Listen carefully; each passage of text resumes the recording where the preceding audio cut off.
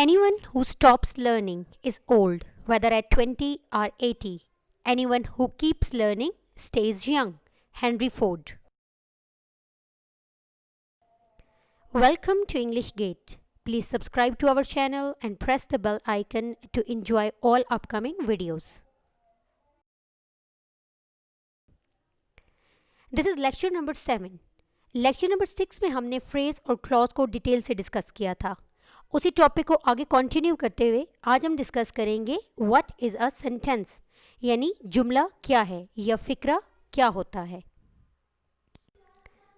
Guess the sense. Here I have written some examples. इनको पढ़ते हैं और देखते हैं कि कौन से group of words meaningful sense convey कर रहे हैं और कौन से नहीं कर रहे. Coming is Ali home. Teacher MRI. Earth round the is. अब ये तीनों डिफरेंट ग्रुप ऑफ वर्ड्स हैं जिनमें मुख्तलिफ पार्ट्स ऑफ स्पीच इस्तेमाल हुए हैं, लेकिन अगर हम इनके मानी समझने की कोशिश करें तो क्या हमें समझ आती है या नहीं. तो फर्स्ट एग्जांपल की कोई सेंस नहीं बनती. इसी तरह सेकंड एग्जांपल कोई मानी कन्वे नहीं कर पा रही, और थर्ड एग्जांपल से भी हमें किसी भी किस्म का आइडिया नहीं मिल रहा.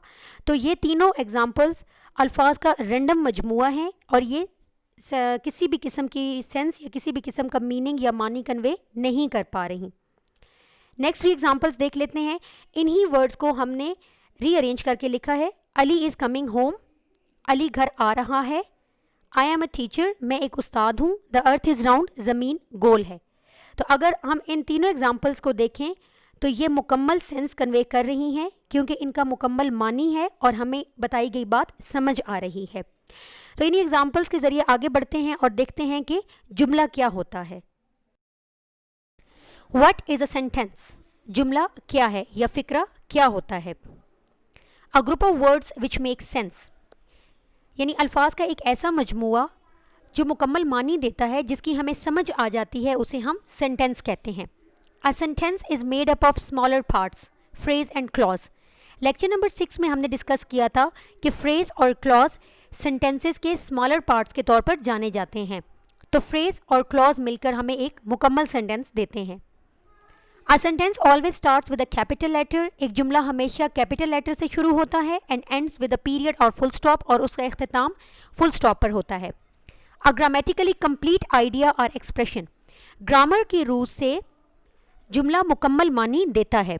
हम अल्फाज को मीनिंगफुल तरीके से अरेंज करते हैं तो वो एक जुमला बन जाता है.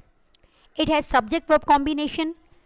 ये मोस्ट इंपॉर्टेंट आइडिया या कॉन्सेप्ट है क्योंकि वर्ब के बगैर हम सेंटेंस बना ही नहीं सकते. तो सब्जेक्ट वर्ब कॉम्बिनेशन होगा तो वो हमारे पास एक सेंटेंस बन जाएगा. One complete thought is a sentence. हमारे जहन में उभरने वाली एक मुकम्मल सोच इनफैक्ट एक मुकम्मल जुमला बन जाती है क्योंकि उस सोच की अदायगी, उस सोच का इजहार हम अल्फाज के ज़रिए करते हैं और वो अल्फाज का मजमुआ एक जुमला होता है. अ सेंटेंस में बी शॉर्ट, मीडियम और लार्ज. जुमले छोटे भी होते हैं, दरमियाने भी होते हैं और बहुत लंबे भी होते हैं. Examples. He visited me last month. उसने पिछले महीने मुझसे मुलाकात की. The baby is sleeping in the cot. बच्चा झूले में सो रहा है.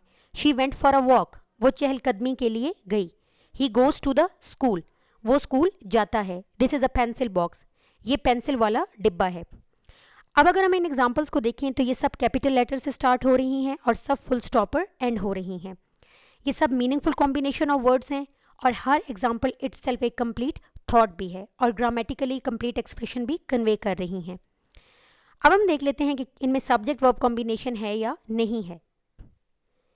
He visited me last month. He is a subject and visited verb. The baby is sleeping in the cot. The baby subject is sleeping verb. She went for a walk. She subject went verb. He goes to the school. He subject goes verb. This is a pencil box. This subject is verb. तो ये examples sentence की तमाम definitions पर पूरी उतर रही हैं क्योंकि ये अपने आप में मुकम्मल सेंस भी कन्वे कर रही हैं और इनमें सब्जेक्ट वर्ब कॉम्बिनेशन भी मौजूद है. Subject is not always to say out loud. It may be hidden. यानी एक सेंटेंस में सब्जेक्ट खुफिया हो सकता है लेकिन वर्ब का क्लियर और अपरेंट होना बहुत ज़रूरी है. For example, lock the door. दरवाज़ा बंद करो। अब ये किससे कहा जा रहा है? ये हमारे साथ जो दूसरा इंसान है उससे कहा जा रहा है, यानी सेकंड पर्सन से। तो अंडरस्टूड सी बात है कि यहाँ पे सब्जेक्ट क्या है? यू, यानी यू लॉक द डोर। तो सब्जेक्ट यहाँ पर हिडन था, लेकिन जो इसका वर्ब है लॉक वो यहाँ पे क्लियर है। तो सेंटेंस में वर्ब का विजिबल होना बहुत ज़रूरी होता है। What is a sentence? Slide में हमने डिस्कस किया था कि सेंटेंस स्मॉलर पार्ट्स, फ्रेज और क्लॉज से मिलकर बनता है। A sentence is made up of smaller parts, phrase and clause. उस चीज़ को यहाँ एग्जाम्पल के जरिए डिस्कस कर लेते हैं। ही was enjoying in the party. अब इसमें से फ्रेज कौन सी है और क्लॉज कौन सी है? He is a subject and was enjoying is verb. Clause का हमेशा सब्जेक्ट वर्ब कॉम्बिनेशन होता है। ही was enjoying is a clause. In the party ये एक फ्रेज है, ये एक ऐसा कॉम्बिनेशन ऑफ वर्ड्स है जिसका कोई मीनिंग कन्वे नहीं हो रहा, और इसको अपने साथ किसी ऐसे ग्रुप ऑफ वर्ड्स की ज़रूरत है कि जो इसके मानी को मुकम्मल कर सके। तो हमने एक क्लॉज लगा दी, he was enjoying where? In the party. तो एक फ्रेज और एक क्लॉज ने इकट्ठे होकर यहाँ पर हमें एक सेंटेंस दे दिया, ही was enjoying in the party. Types of sentences based on function. Function की बुनियाद पर जुमले की अक़साम देखते हैं कि जुमले कौन कौन से किरदार अदा करते हैं। Sentences convey different meanings. जुमले मुख्तलिफ मानी देते हैं बेस्ड ऑन डिफरेंट फंक्शंस, मुख्तलिफ किरदार की नोयत पर। These functions may be of statements, questions, commands, exclamation and desire. और वो कौन कौन से काम हो सकते हैं? वो बयान करने का भी हो सकता है, सवाल करने का भी हो सकता है, हुक्म देने का हो सकता है, दरख्वास्त करने का हो सकता है, कोई दुआ देना या किसी ख्वाहिश वगैरह का इजहार करना। Sentences are divided into 5 types based on their functions. अब फंक्शन की बुनियाद पर जुमलों की 5 अक़साम हैं। Declarative और assertive sentences, interrogative sentences, imperative sentences, exclamatory sentences and optative sentences. Declarative और assertive sentences, बयानिया जुमले। Tell us about something. ऐसे जुमले हमें किसी चीज़ के बारे में कोई इन्फॉर्मेशन देते हैं। स्टेट फैक्ट्स, हकाइक को बयान करते हैं। And with a full stop or period, और इनके आखिर पर हम फुल स्टॉप का इस्तेमाल करते हैं। For example, the earth is round. अब इस सेंटेंस के ज़रिए हमें अर्थ के बारे में इंफॉर्मेशन दी गई, अर्थ के अबाउट एक फैक्ट यानी एक हकीकत बयान की गई, और इसका इख्तिताम एक पीरियड या फुल स्टॉप पर हुआ है। Assertive sentences are divided into 2 types. Assertive sentences को हम आगे 2 किस्मों में तकसीम कर सकते हैं। Affirmative sentences, जिन्हें हम positive sentences या मस्बत जुमले भी कहते हैं। Negative sentences, मनफी जुमले, और ऐसे sentences में हम words no, not, never या nothing वगैरह का इस्तेमाल करते हैं। एग्जाम्पल्स, अब हम अफर्मेटिव और नेगेटिव सेंटेंसेस के एग्जाम्पल्स देखते हैं। He works in an office, वो एक दफ्तर में काम करता है। द स्टूडेंट्स हैड अराइव्ड, तलबा पहुंच चुके थे। You should go to the doctor, तुम्हें डॉक्टर के पास जाना चाहिए। अब इन्हीं सेंटेंसेस को नेगेटिव बनाते हैं। He does not work in an office, वो दफ्तर में काम नहीं करता है। द स्टूडेंट्स हैडंट और the students had not arrived, यानी हम हैड नॉट भी लगा सकते हैं और हम इसकी कंट्रैक्शन भी लगा सकते हैं। तलबा पहुंच नहीं चुके थे। You should not go to the doctor, तुम्हें डॉक्टर के पास नहीं जाना चाहिए। इंट्रोगेटिव सेंटेंसेस, उर्दू में हम इन्हें सवालिया जुमले कहते हैं। यूज टू आस्क क्वेश्चंस, हम इन्हें सवाल पूछने के लिए इस्तेमाल करते हैं। यूज़ ऑफ क्वेश्चन मार्क, यानी जुमले के आखिर पर हम फुल स्टॉप की जगह सवालिया निशान का इस्तेमाल करते हैं। अब हम देखते हैं कि काइंड्स ऑफ क्वेश्चंस कितनी हैं। फर्स्ट काइंड इज येस और नो क्वेश्चंस, यानी ऐसे सवालात जिनके जवाब में येस या नो का आंसर दिया जाता है। Start with a helping verb, ऐसे क्वेश्चंस हेल्पिंग वर्ब यानी इमदादी फेल से शुरू होते हैं। आंसर इन येस और नो, और इनका जवाब हाँ या ना में होता है।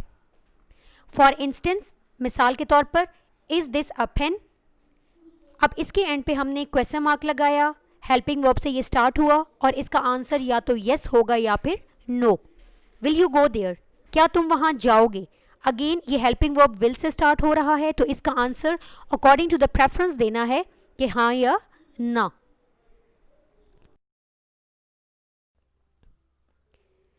WH क्वेश्चंस, दूसरी किस्म के सवालात WH क्वेश्चंस कहलाते हैं।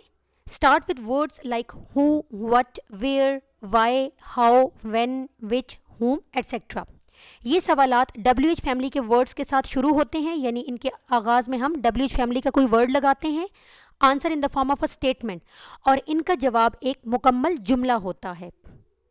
फॉर इंस्टेंस, मिसाल के तौर पर, हु आर यू, तुम कौन हो. अब इसका जवाब देने के लिए हम यस या नो का इस्तेमाल नहीं कर सकते, हमें यहाँ पर एक मुकम्मल जुमला या फ़िक्रा चाहिए. वेयर आर यू फ्रॉम, तुम कहाँ से हो. अगेन इस सवाल के जवाब के लिए एक कंप्लीट स्टेटमेंट चाहिए, एक मुकम्मल जुमला चाहिए, ताकि अपना जवाब सही तरीके से दिया जा सके. तीसरी किस्म के जुमले इम्पेरेटिव सेंटेंसेस कहलाते हैं, जिन्हें उर्दू में हम फेल अमर और नहीं के जुमले कहते हैं.